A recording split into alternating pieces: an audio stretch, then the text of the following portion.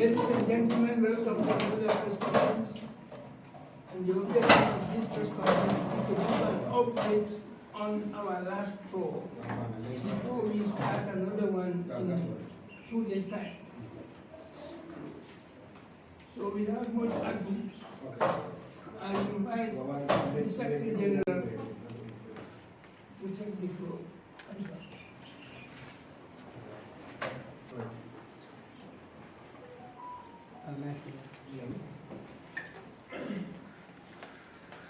The voice, we are gathered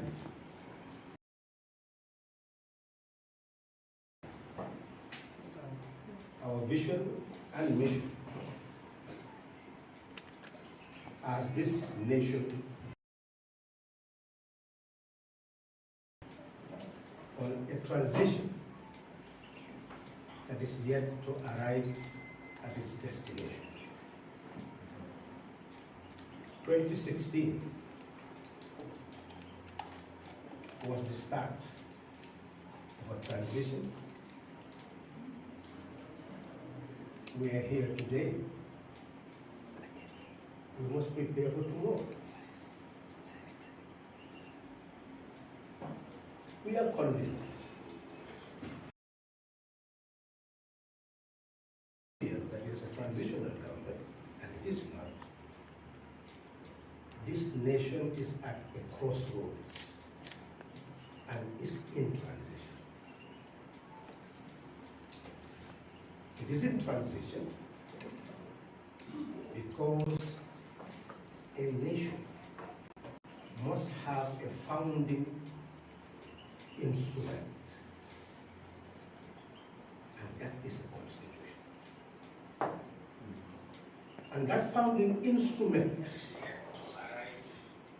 is yet to be crafted. 10 years after the change of 2016.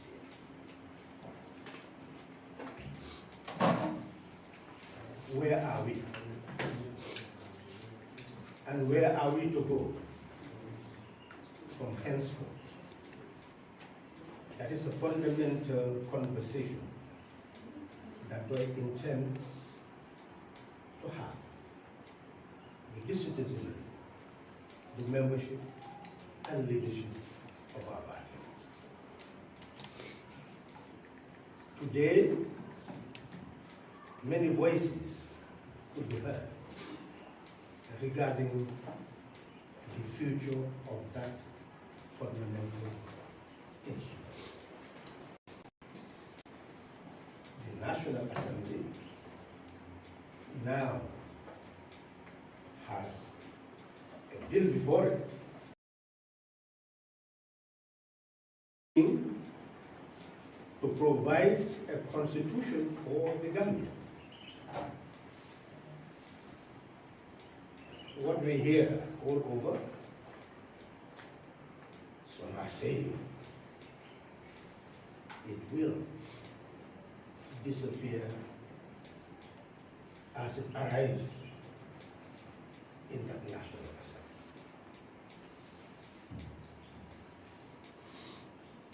But it has not disappeared. It has been introduced. So this shows that a nation must have an understanding of what belongs to all of us. Gambia belongs to all of us. It is our property. How it is to be governed depends on us, all of us, each and every one of us. And no single person should surrender that duty, that responsibility, to determine the future of this country. What is happening with that fundamental instrument that should determine the existence of this nation and how it is to be done? We have told you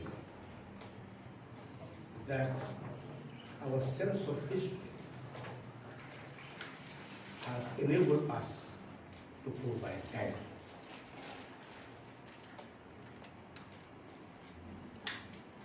In 1994, the 1970 Constitution was overthrown and decrees made supreme in determining how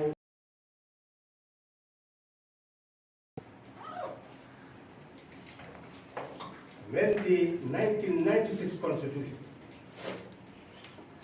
was being adopted at a referendum, there were no political parties.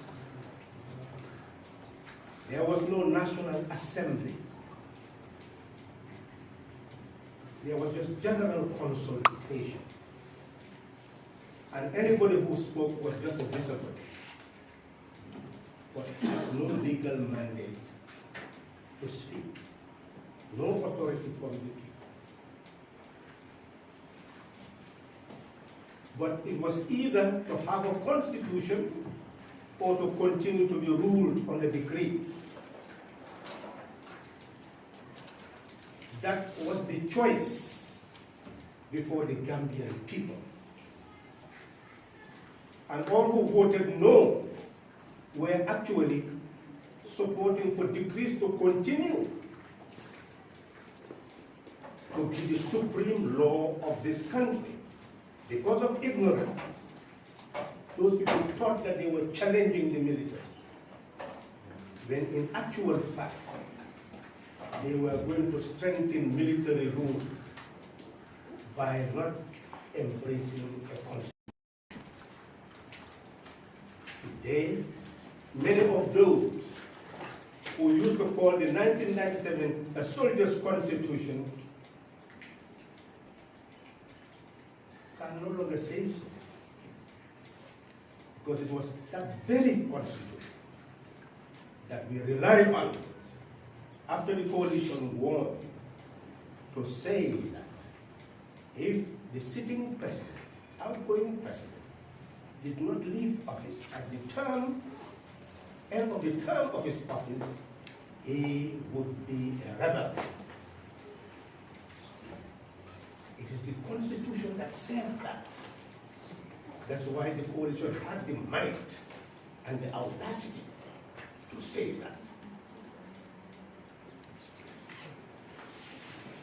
And that president is gone, leaving a 1997 Constitution without any term limits, without any provision for 50+1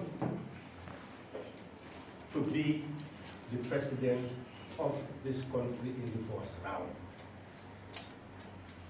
No term limit existed. No term limit exists in the 1997 Constitution. That is why the last president stayed for 22 years. And it was only by galvanizing the Gambian people, regardless of party affiliation, that we were able to bring about the change, to give the country a new start. Fundamentally,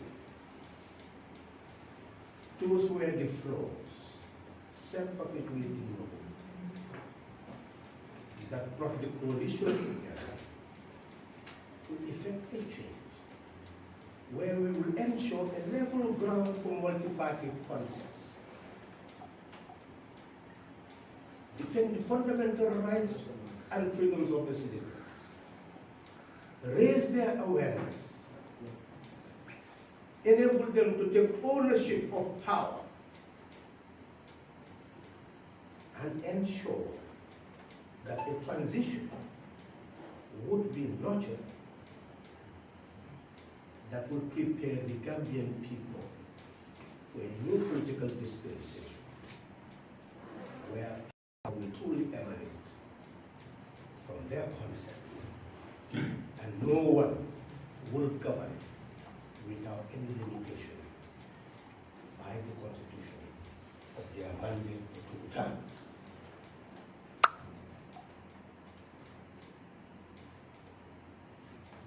This debate is going to expand and it will be broader. This press conference is merely designed to entice the citizenry to know that a debate is not only urgent, but is also absolutely necessary for the survival of this nation. Where we are today is that we have political parties. We have a National Assembly. A bill was brought in 2020 after consultation for promulgation. It did not die on arrival. It was introduced, the first reading, because that is very simple. What is required is simply for the person in charge of the bill to hand over a copy to the clerk and the short title.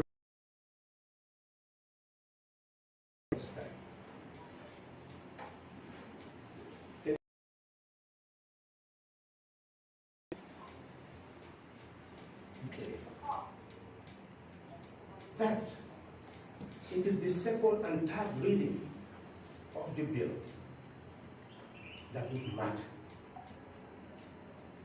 Those readings, if you fail to get 3/4 majority of all the members of the National Assembly, then that bill will not go for a referendum.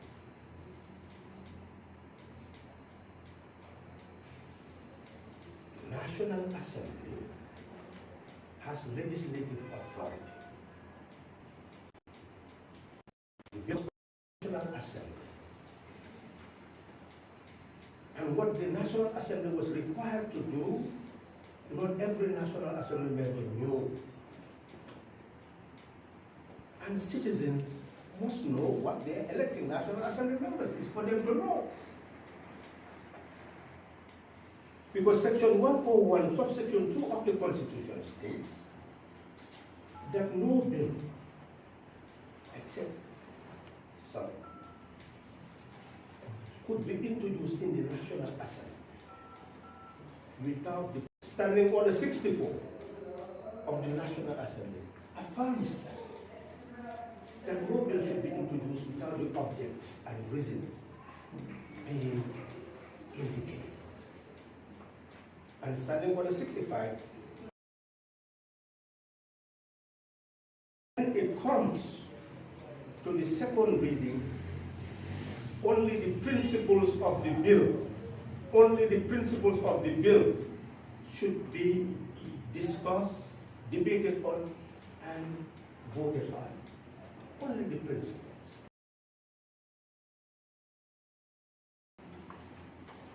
So a bill has been introduced. We can all say what we wish about consultation, non-consultation, the Barrow's bill, Cabinet's bill, we can call it by any name.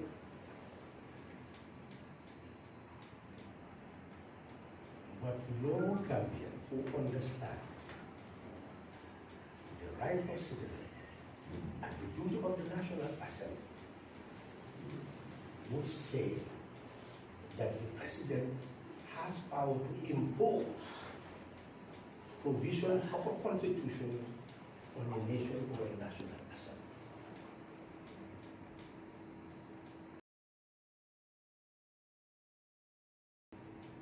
Can't have their intentions, what are their intentions? They can only propose. They can only propose. The executive can only propose.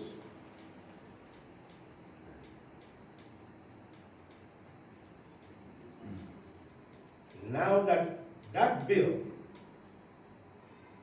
has been introduced as required in the first reading,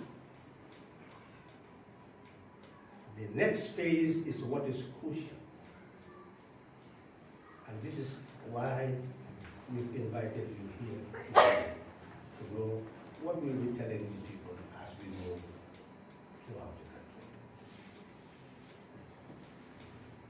We'll tell them that the executive has done its will. But unfortunately, that will cannot be imposed. What it has done is the end of the journey of the executive. It is required by Section 226 to publish its intention in the form of a bill in 2 publications of the Gazette, and the latest publication not being 3 months after the first publication, and then introduced in the National Assembly in not less than 10 days after the latest publication. It is now introduced. Now, the lawmakers are the crafters of law. The executive is not the maker of the law or the builder of the law. The National Assembly members are part of the makers of the law, because finally it is the people, through a referendum, who become the real makers, the ultimate makers of the law, of the Constitution. So your National Assembly members will now have to engage in a debate and vote to determine whether the bill will pass the second reading or not. And we are posing very fundamental questions to each candidate, and each of you must answer that question. We have elected lawmakers. Should they whine that the executive has done its volition and brought whatever constitutional draft as a bill to them as situations? They query about that as the volition of the executive. But now, how belongs to the National Assembly members. They now have the power to act what that executive brings and mold it into what they believe is in the interest of the people, if they are really there for the people. It is now their duty to do that. But they cannot do that until the bill passes the second reading. Because the power they have is after the second reading, if it is passed, they still have the power to throw it at the third reading, if they so desire. But they are not asked to vote on content in the second reading, then why is the bill there? Then it means that the executive is the builder of the Constitution or maker of the Constitution. Because if they bring what they want and then you just throw it out, then you are saying that they are the makers of the Constitution. You are throwing out what they brought. But National Assembly members are not put there for that purpose. They are there to make the law. The executive is just proposing. Now they are the ones who should make the law. If the maker of the law says that he cannot make the law, then Gambia is in trouble. If the maker of the law is not ready to make the law, then Gambia is in trouble. Then dissolve your legislation and know that it's not fit for purpose.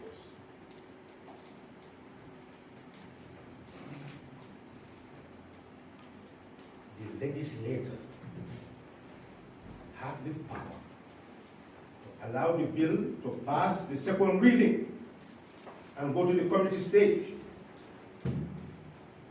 When it goes to the committee stage, their duty is to consult the Gambian people.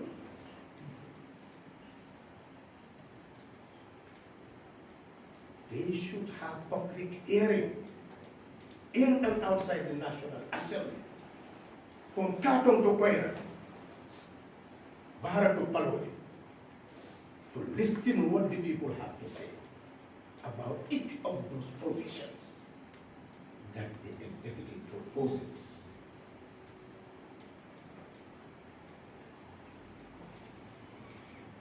They have the might and authority to dismantle everything that the executive put in its proposal.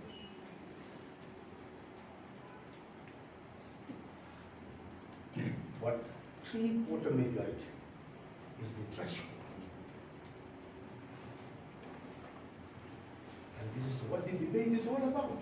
They can look at each provision, they may agree, they may disagree. If they see that the disagreement does not allow them to ultimately have the 3/4 threshold in the third reading, well, the nation will know who was against what and who did what, who is to be blamed for what. The provisions needed by the nation, supported by the people, could have been known.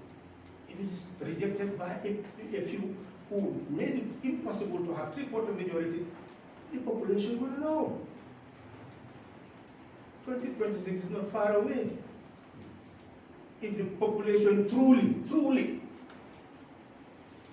are convinced that they want a constitution that is fit for purpose, and they know the content they want in that constitution, they know how they want to be governed, then they will deal with anybody who does not want to give them a constitution that is fit for purpose.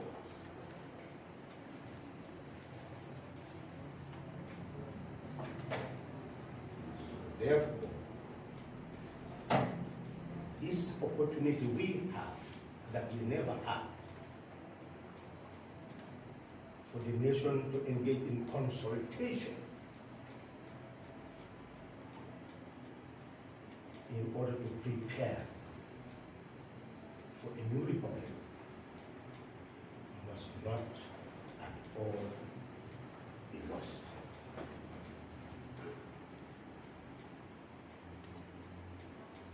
The nation is moving.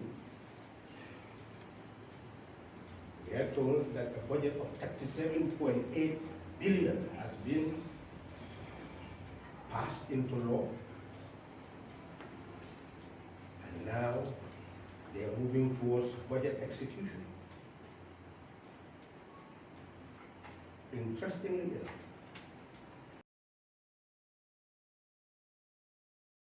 the National Debt Service, the sum has increased from 2024 to 2025 from 7 billion to 11 billion. 11 billion.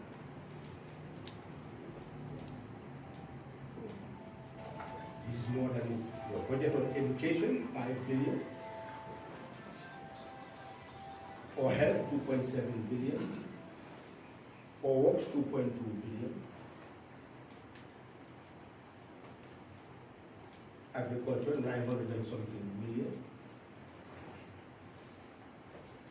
So you are a nation thriving on debt.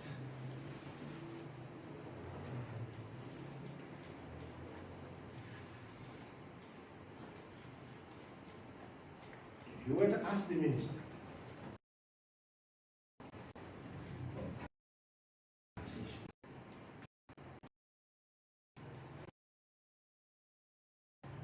and non-tax, they're talking about asset recycling will contribute $50 billion.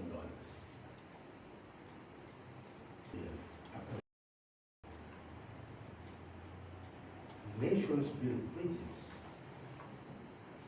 airports, seaports, to facilitate the transportation of goods, the movement of people, services. Of course. And that That was the cornerstone of industrialization of a small country. It was producing, transforming your groundnuts into oil, producing groundnut cake, and then dump the shells. You see, so the bridge, they used to dump the shells, and then it will be inflamed, burnt. How many years do I told you what could be done with the groundnut shell? Now, they are purchasing the groundnut shell at very expensive prices and using it to fuel what will heat the boilers in order to produce electricity. Now it's an industry. Buying groundnut shells is an industry for some people. For a nation that does not know how to make use of its assets. And why knowledge is so important in the building of a nation. But what happened? People who thought that they have taken over power through the barrel of the gun, they had the might, aim, and what did they do? Took over the history by force. They were taken to international arbitration. $11 million had to be paid for such an act.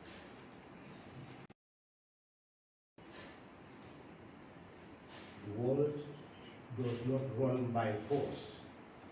It is destroyed by force. Might can never triumph. It can only destroy, and destroy the mighty.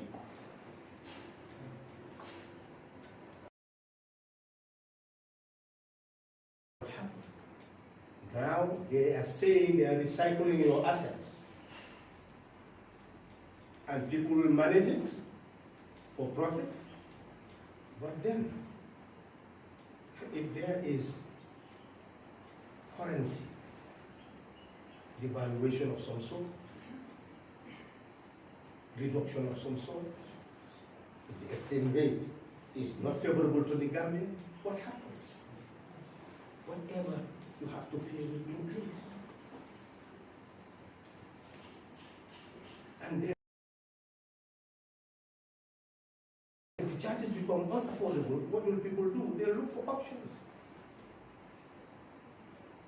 The neighboring country may also develop sea, transport, and avoid your bridge. Anything can happen. Those are the risks that you must measure and see whether it's worth the while. And it's not worth the while. At the end of the day, your government will be nothing but the tax collector of their creditors. They collect tax.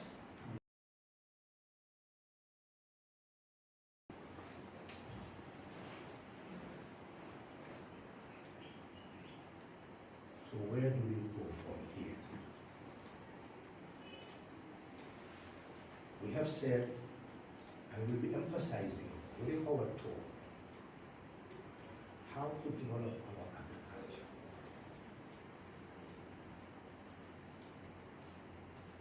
There are many projects. You will tell me what those projects are, and we were doing. But these are those experiments. To be able to get 200,000 tons of rice. Your country, my country, is relying mainly on import. And we are not exporting. Look at the groundnut situation. We are just importing. Collecting foreign exchange from anywhere just to import or get budget support. That's what is happening. And the foreign exchange is mainly coming from remittances from Gambians abroad. That is the basis of support of our policy. So essentially, they are having more and more difficulty in buying quality goods. Just some days ago, somebody said, yes, you people were talking about this rice that they are selling. Even you said that Saddam was a good rice, but look, and they showed me a Saddam rice. If you see all these objects crawling, I don't know what name to give them, and this is supposed to be the good quality Saddam rice. So you will see all stocks will be sold and will be consuming such stocks. When we can produce all the rice, we are told that 1 hectare can produce 5 tons. If you go to Egypt, Australia, they are producing 12 tons, 10 tons.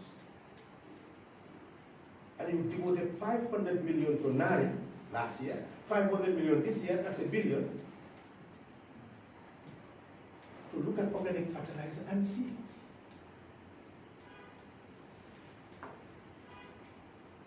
So how will that go to the farmer?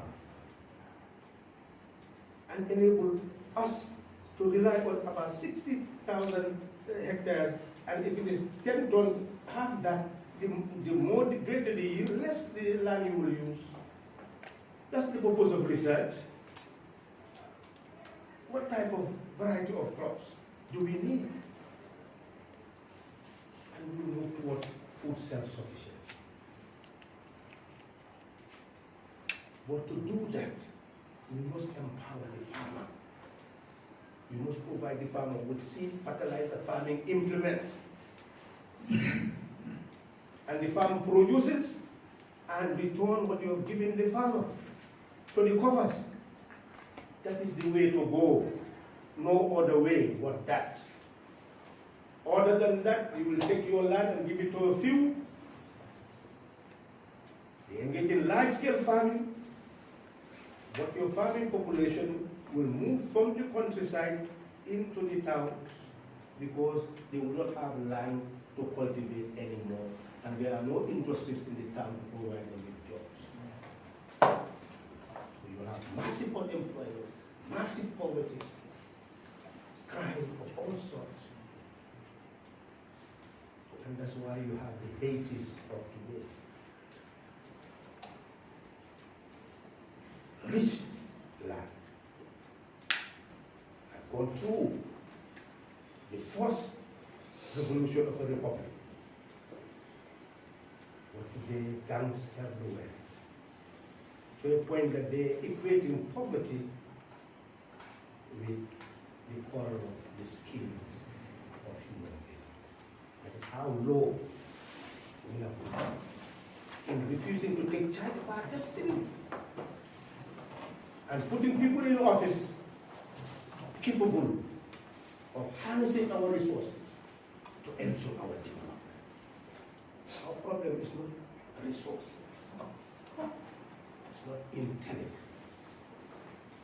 Our problem is power. Being entrusted to people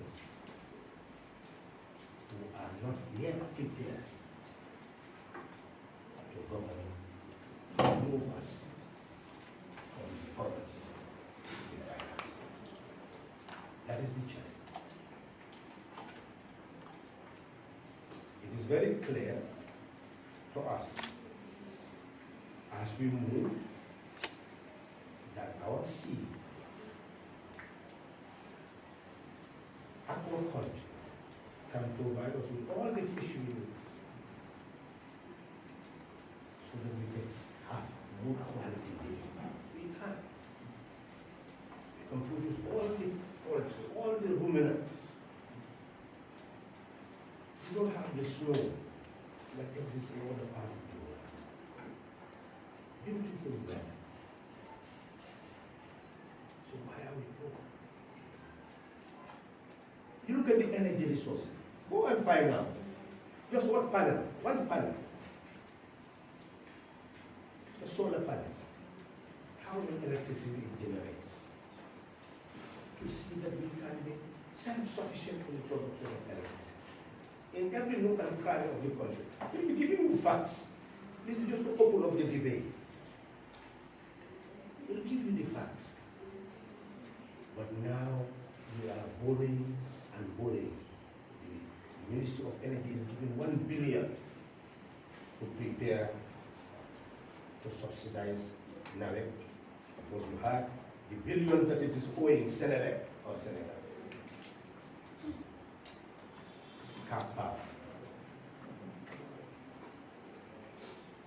That is what is happening.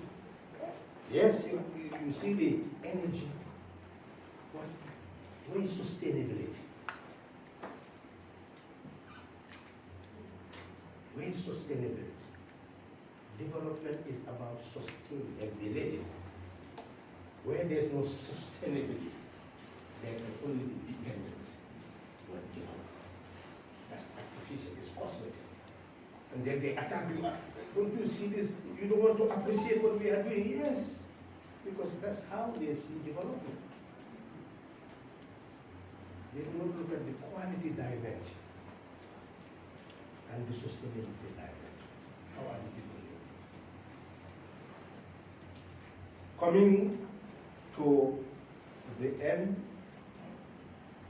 of what we consider as the beginning of this national conversation, we repeat that governing a country requires knowledge. You heard in November announcement being made for minister at the presidency, also being a chief of staff. And we told them that the Constitution does not allow somebody to be a minister and also to be a part of the civil service. You cannot have. And when post-action being made, relying on Section 80, the president will create. You, as president, you create the post. Where will the money come from to pay for that money? Unless you have supplementary allocation again. So you see, you look at Section 173 of the Constitution. It tells you how you should appoint a permanent secretary. It is the Public Service Commission that should appoint a permanent secretary.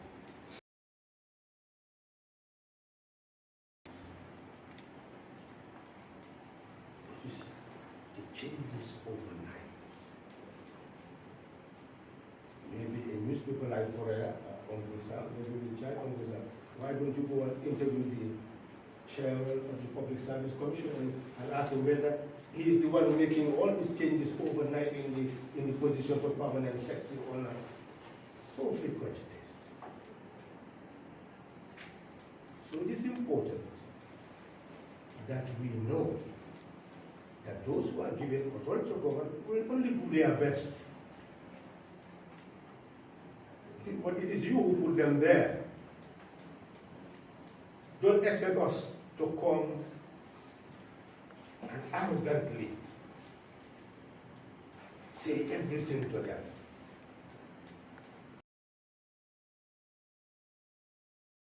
Somebody even called me, Uncle Sidi, and said, wasn't the 2021 election rigged? I said, how many votes did you put in my ballot? How many votes did you put in my ballot box? In Halifa Salah's ballot box? That's what I'm concerned with. So you give me the votes and you want me to go and challenge somebody else. I say that's foolhardy. So the issue is for us as citizens to know that we are the leaders from the back. We get the type of leaders we put in office.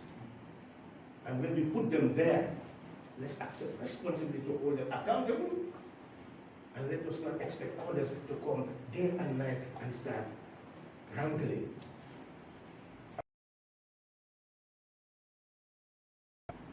How they are governing the country. We've told you how they are handling agriculture. We've told you how they are handling every aspect of life, education, etc. And that's what we are ready now to continue to do. You've had them say, they've increased the salaries of civil servants.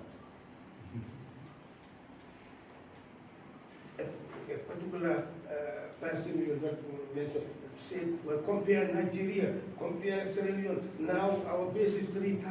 $3,000. A bag of rice, 2,200. 50 kilo. And you beat your chest on that?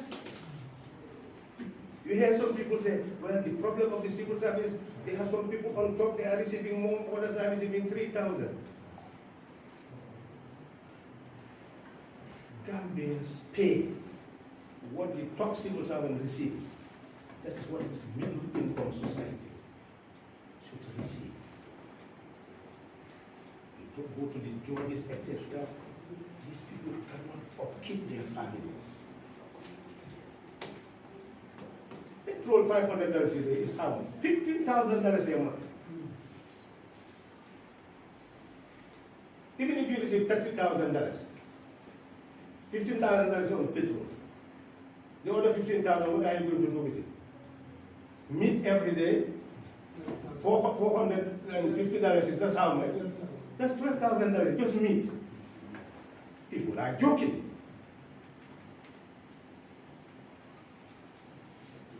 Gambia is not a middle income country. That's why you have diabetes, all sorts of illnesses. They are nutritional. People cannot afford good food, good quality food. Because we don't have it. We have the ocean, we have everything, but because we do not have the capacity to harness it. What type of human beings are we? We have the resources and we cannot harness it to live. That is the challenge. Let's challenge ourselves. That's the conversation. If we engage in that conversation as a people, until we have the answers to the problems of our country, we will decide on the type of leadership who should lead us. 2025 is a year of engagement.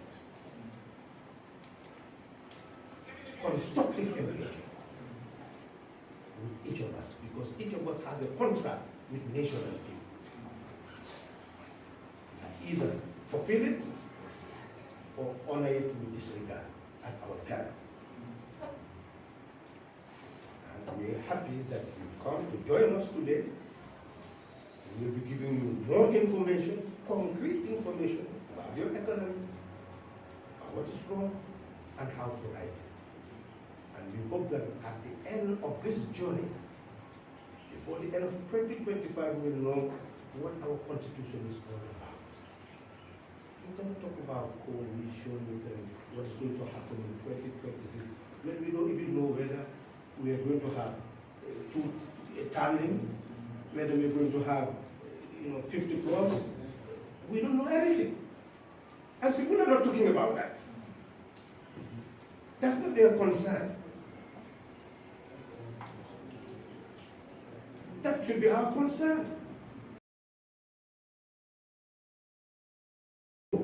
What we must do. Tactic is based on concrete realities, not inventions.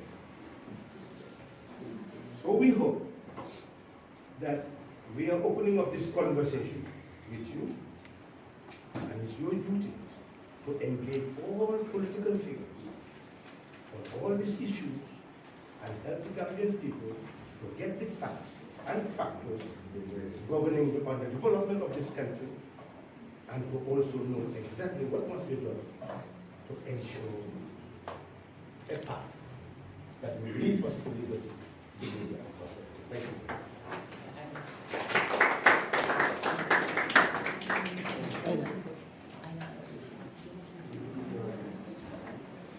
Thank you. Thank you very much. Thank you. That intimating explanation. Now,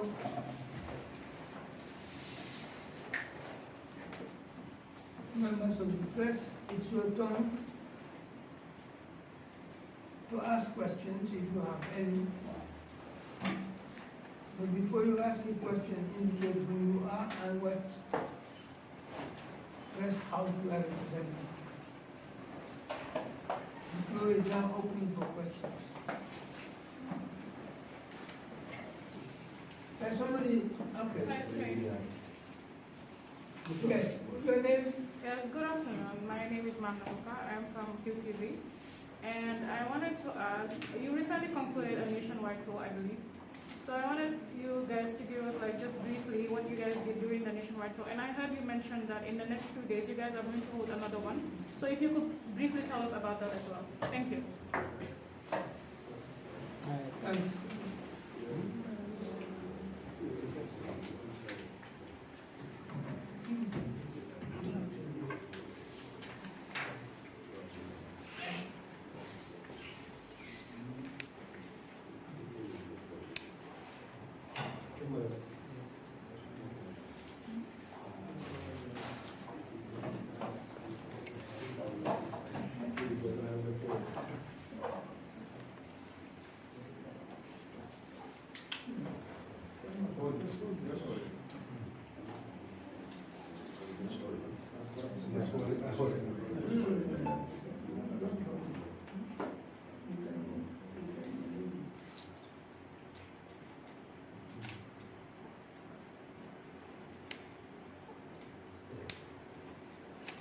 Thank you very much. We told you that we were going to find out from the Gambian people what they want. As far as we are concerned, in 2021, we explained a program to them on how to build sovereign national wealth in order to eradicate poverty in the Gambia. And the type of social program, educational program, all programs.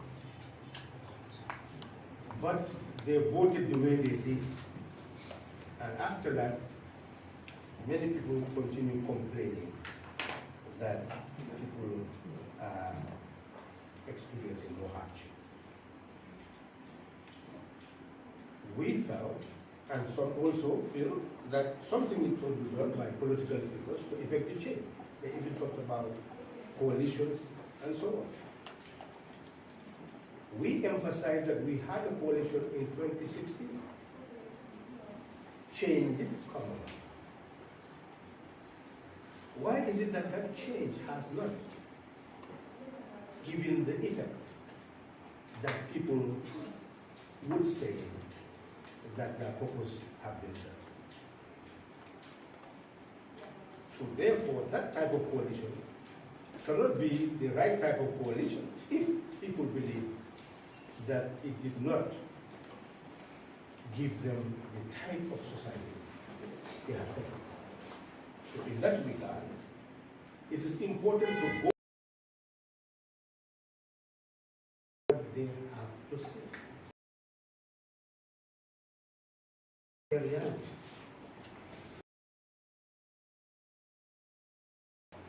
Where do they go from there? And this is what we did. Every Bantaba that we found ourselves will force listening to them to explain. And we heard many things. And obviously, we can see we had water for 250,000 people in 2024. So we give them those figures and say, are you part of those 250,000? They say, of course we are not. So that's the type of conversation. You go, women will tell you, we cultivate these onions. These people will just come and fill the bags and just give us, I think, $400 and $500. So the bags will be, you know, the value of what they are producing. So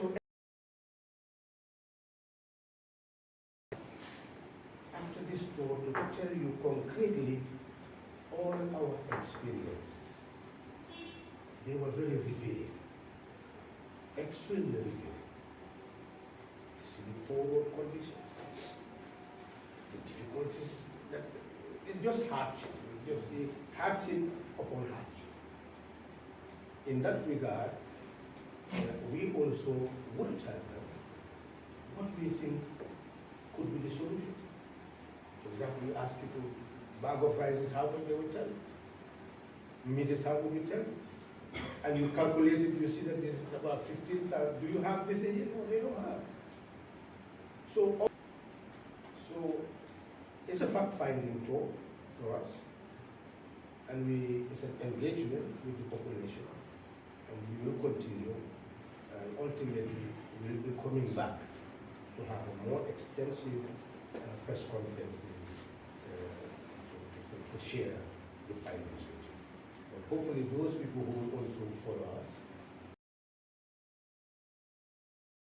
is actually said could be taken up by your media houses, and you can interview us or whatever when we come back on the ground so that you'll get more information about the Gambia. Yeah?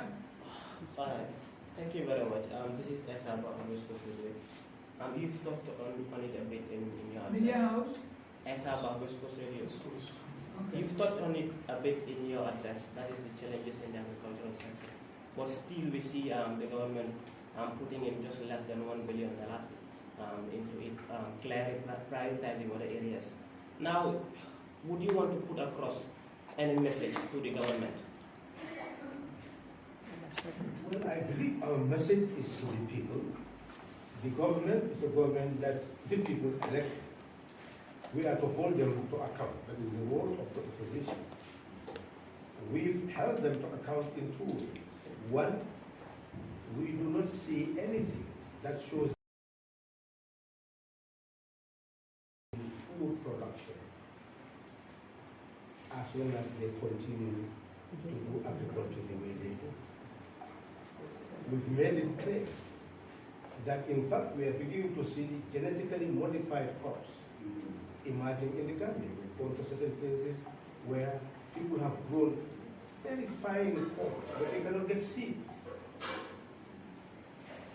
It's just that we don't want to turn the press conference into a rally. Otherwise, we have a lot to talk about.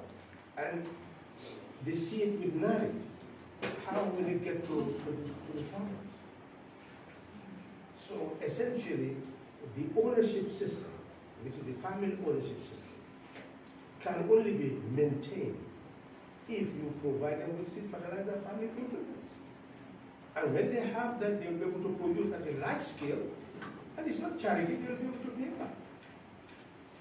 That is what is not happening. And that's what we are saying must happen in order to have sustainable food production and development. I don't know whether I've answered that issue. So that is the message that you look at the current situation. Because we are doing research and we want verification, that's why certain facts we don't put on the ground. But look at the groundnut price.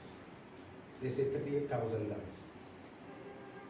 But if you go, we have bird feed, that's what we are producing. That's the question. Why should Nari be there and still, since then, for groundnuts? Why could we not improve to other varieties? But essentially, if you look at what they say is the world market price, it's about $1,500 plus for some revelations. So the question is, how did they come to 38,000? To us, we are convinced, and we are engaged in a debate among ourselves in terms of the future of the country. We are convinced that you need a very strong farmers cooperative, and when they produce their crops, the government agents will come, where there is a public enterprise will come, and then they sit down and they talk about the world market price. Look at all the things that they have to do before that ground get into the world market and the cost. And therefore, verification of all the costs and then determine price. Because the government is not supposed to exploit its citizens. And it's not supposed to sit down and witness all this exploiting its citizens. It is supposed to protect its citizens. So we don't believe that is happening and that should happen. So that when the price is determined, everybody will know where Gambia is going to, whether we are going to process the groundnut into oil, what are we going to do, etc. And not only wealth is coming from the nuts, wealth is also coming from the shell. And if you turn it into oil, it comes from the groundnut cake. So there are a lot of value-added things, and the objective is for a government to protect the farmers. So there is not much conversation with the farming community on how they receive the prices of products. And that is the difference between DOIS and this government, the government that existed in before 2016, and the First Republic. If you look at all our publications, we've been challenging all this government that that is not the way to manage the affairs of farmers.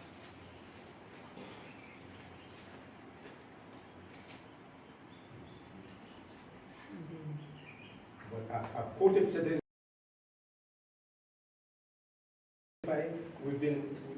I think you've seen the interviews. Interviews will continue with them so that they become more transparent and more open on this issue, so that it becomes a national conversation. That's what transparency is all about. The same thing you can see, the conflicts in the school system when it started with the university. We told them, the way we intend to run a country is that the people must be organized into associations, into unions, not to engage in any form of conflict, but to protect the interests of the members. So that if there is a problem, the union will come and negotiate. Student union will come, negotiate with administration. Staff union or association will come, negotiate with administration. Then you discuss. If those administrators are governing in the right way, the conflicts will be solved. Contradiction will be solved. Look at our market. You see this woman occupying all the streets, the soldiers will come, remove them, take their things, etc. It's like cat and mouse. The council just sit down and observe, and it is the duty of the council to provide markets. That's what the law says. Local government action is the council's responsibility to provide markets. So no right to collect duty without providing you with a market. That's what Francis Small said, no taxation without representation. Here to no right to collect duty without providing you with a market. But where is the market women union? Vendors union. This is what we need. So that it's not an issue of a political party exploiting something, to try to use something, to be able to get the power by looking at the difficulties of situation. No. The political party should explain its program, how it intends to do better than the existing government. But the issue of what is happening in society, society should be organized to find its rights so that those rights can be protected. And that's how we intend to govern the country. It's a country of unions, of associations, of consumer protection associations, so that people will defend their individual rights and government will protect them and come to their support. That's why we say the state will not be an instrument of coercion. It will be an instrument of protection. That's our difference.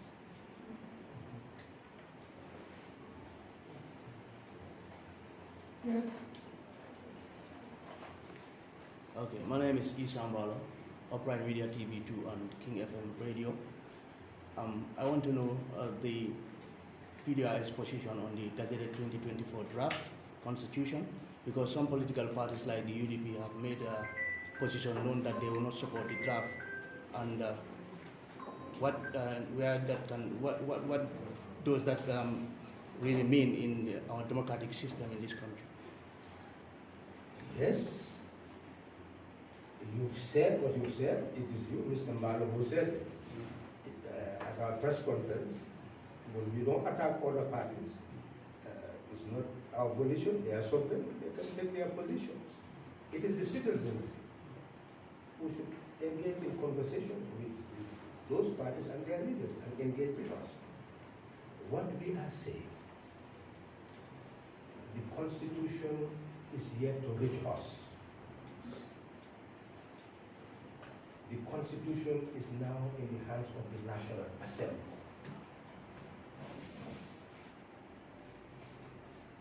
And they need to be given a due respect to do their job. It is not for us to dictate to National Assembly members what they are. I don't know whether you are hearing us very clearly. We're not criticizing others, but we are saying we have no mandate, no authority to dictate to National Assembly members. Those who matter, at least, purchase copies, and I must say that it is good that most, if not all, National Assembly members have purchased this book. So what is there is to say that we are not discussing content at the moment. What is being discussed is procedure. The stage to discuss content is if it passes the second reading and goes to the committee stage, then come to us and ask what our position is in each of the clauses, and we will tell you. We will take a position on each of the clauses and tell you what we stand for in that constitution. But as it stands, we have not reached that stage as a nation. We are making that very clear, that building a constitution, making a constitution requires procedure. And there are stakeholders. We have criticized the executive of not consulting properly, of taking unilateral action. We have done that. We were among the first who said when they took it out, when in fact it was not properly published in the Gazette, we followed them on that. That they should do it in that particular way. We followed them all the way. And at that time we called it Barrow's Constitution, Cabinet's Constitution, we call it all sorts of names, so that they see that they have not consulted properly and should not be rewarded for bringing something to us that had not been crafted out of that national consensus. But that has its part, and that is finished. It has been published in the Gazette. It has been brought to the National Assembly. What has to happen now is for National Assembly members to discuss the principles. It should not bring any controversy. There is no National Assembly of Gambia who does not believe that when that 1997 constitution was being crafted, there was no parliament, no political party. So that so the principles should not bring any controversy. And therefore, we are looking forward to National Assembly members accepting to move to the third stage, then the debate, national debate will start. Yeah? Yes. I'm Sueb Adam from SS Media. What I will ask is that if you were in the National Assembly today and it comes to a stage of voting in it, will you vote yes or no? What is yes or no? We are saying Yes. the second reading must pass. That was what brought confusion in our, that I was in the National Assembly when in 2020. That's what I'm saying.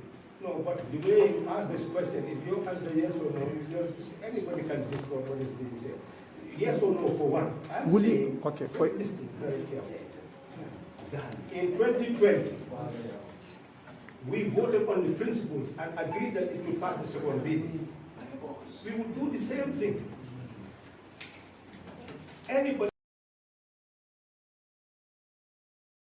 to pass the second stage, you go to the committee stage where there was debate. There would have been debate. And in that debate, it does not mean that the text, even the 2020 text, has many. You will see even the flaws, some flaws in the 2020 text, that even if it passed the second stage, we would have had to recraft some of its provisions. So that is what needs to be understood, not to just go and say, these people say they will vote for the second. That's not the issue. The issue is to allow it to pass to where we can engage in debate.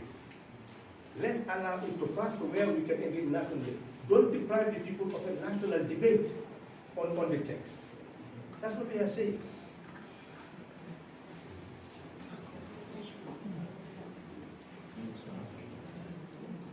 And in 2020, we deprive the people of that national debate.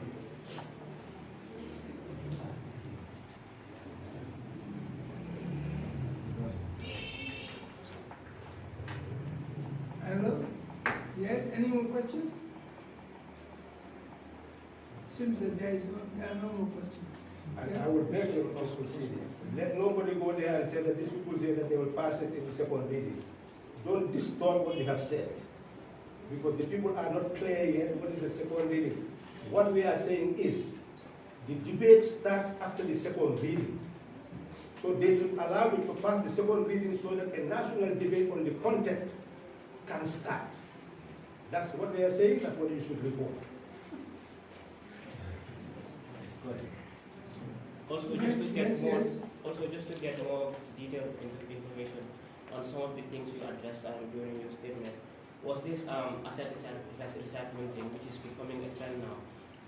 On the 11th, the PPP agreement between the Gambia Ports Authority and Al-Barai will come into effect. From your own point of view, do you think this is the best way of, improving the country's economic situation?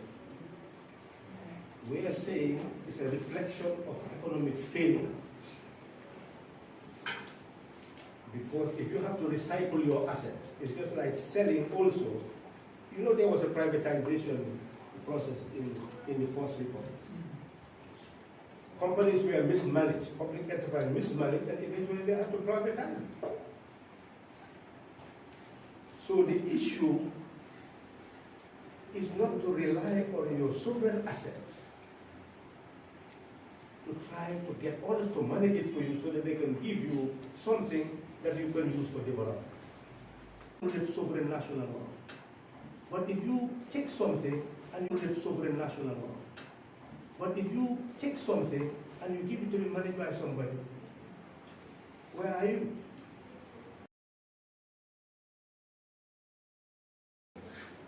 That your exchange rate continues to depreciate against you. Suppose now even the use of the facility reduces and the earning reduces. Then you see that for the longest time, those people will not be able to get their assets. And if you sign a contract, once you read the contract, they can take you to international tribunal. So that is really not safe. It's very risky for a country. That's what they are saying. But is their own decision. But the citizens must continue to gauge whether these are the best means to develop the country. The limitation is that they are not building sovereign national law.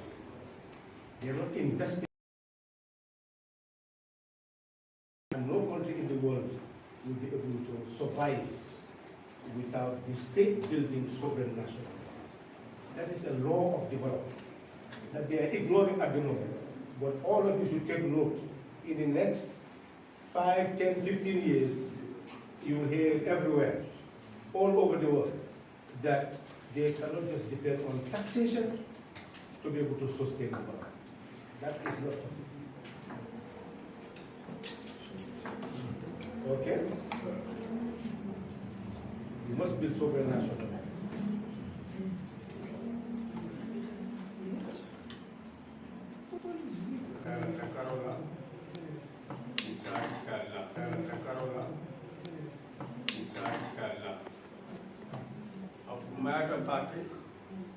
na kenying densi ka business ande nakaram taroto pati jamana be nyumba ko ka par pati me yaron ka to wakti ka funna do koti ke alfumandi ke kunni ka futa banko dingma pati mesi nyumba ko ka bar nakibaro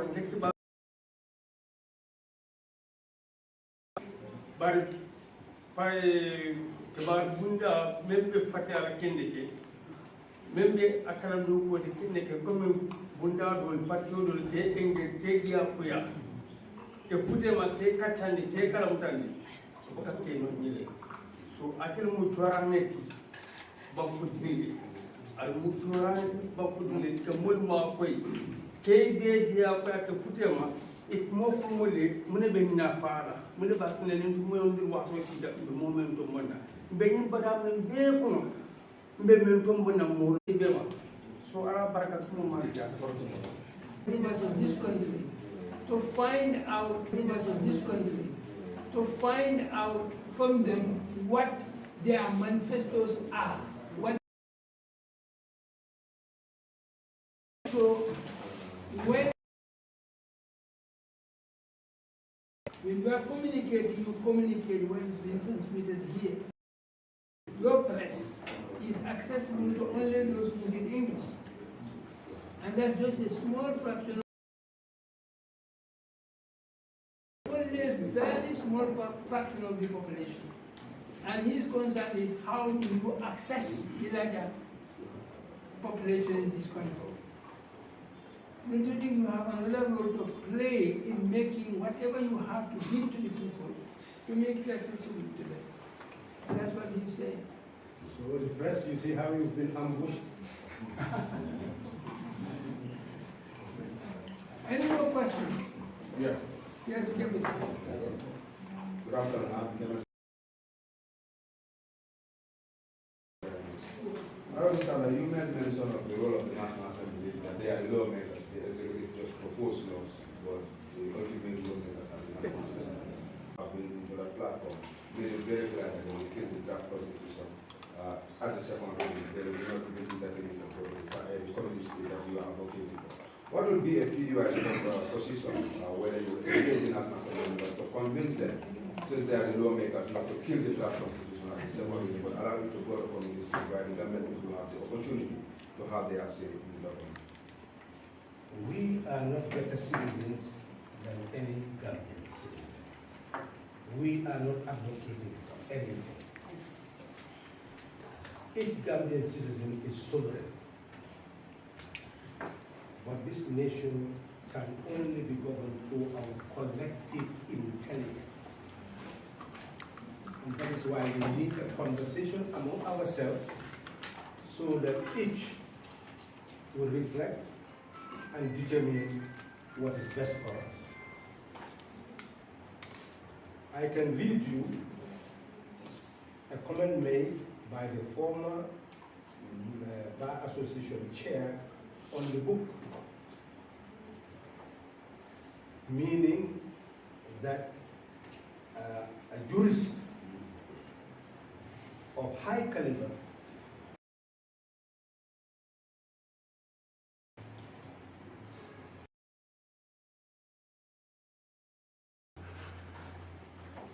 we said democratically we did not overthrow the 1997 constitution. That's what we said. You people should go back and find out in 2018, 2018, who were the cabinet ministers, who were the members of cabinet, who agreed to bring that Constitutional Review Commission bill to the National Assembly. We were not part of the government. But we told them then that you want to create a Constitutional Review Commission to review everything and bring a draft constitution for promulgation. That is not the language of Section 226 of the Constitution.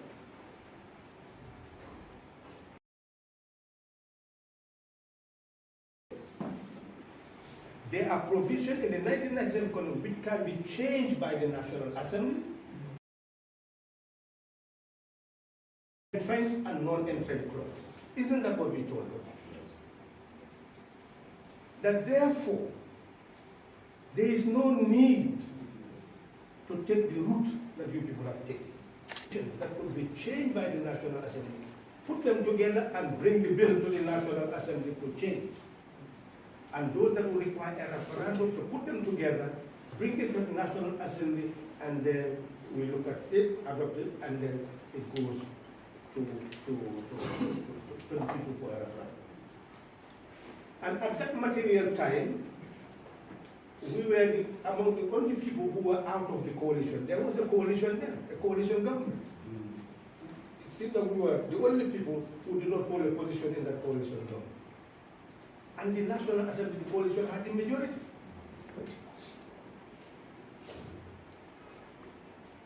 It is in the process of consultation that everything went to pieces. But what we said then, within 1 year, we could have had a new constitution. And in that constitution, you could have had a transitional provisional provision, transitional and consequential provision. You are there on how to change the constitution wholesale. All that could have been amended. Then you can come and adopt a new constitution for the starting point. All that could have been done. But they disagreed with that. In fact, some felt that we were sabotaging the process. Well, so now, what we are saying is, 2020 came, even though we disagreed with the method they used, we adopted, we supported the process of the 2020 going to the committee state so that we can review it in order to push the agenda of the coalition. That also did not take place. Now, what do? For us, we are saying the procedure. It does not mean that even this 2024 will pass. We are saying is the procedure is it can go to the committee state for us to work on it. State. That's their provision. They are the National Assembly members. What we are saying is that these people are the National Assembly members. The law gives them the power to make the law, the Constitution, to build the Constitution. It gives them the power to build the Constitution. They are also part of those who make the Constitution because it must pass through them before it goes to a referendum. So that's how important they are. It's not us, it's not me, you. Whatever we say is immaterial. We can only influence them. What matters is what they do. That's what we are saying. And what they should do is already established by law. If they prefer to do something else, well, that's their own volition. Let history judge them by what their decision. That's all. But we are not advocating, we are not asking anybody to do anything. Do what people wish to do.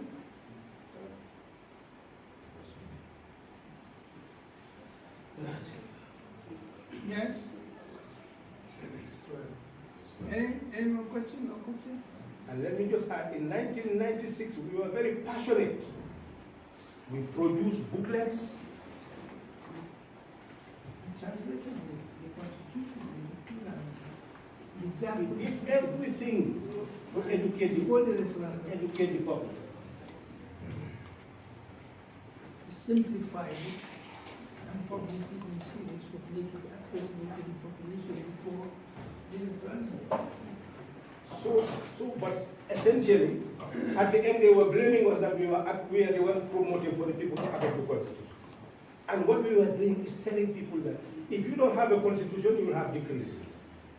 And as long as you have the decrees to the committee state. But essentially, if we understand... So you can see we produce many booklets of this nature on all chapters of the Constitution. Yeah. analyzing what people were saying and clarifying issues. Pamphlets after pamphlets. And we were selling them for $2 so that it become accessible to the people. But with all that work, at the end of the day, they were saying, these are the people who keep the soul busy.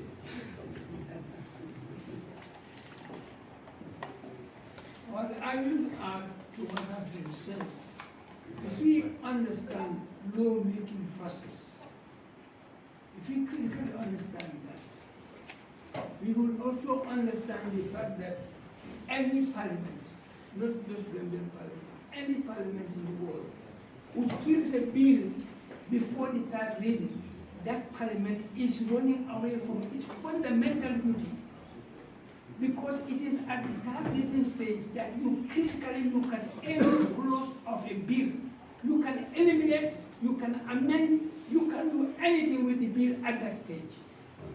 If you think anything that is there is not serving the interest of the people, you can kill it. It is only like that. That's why you are exercising your oversight. So if you kill a bill before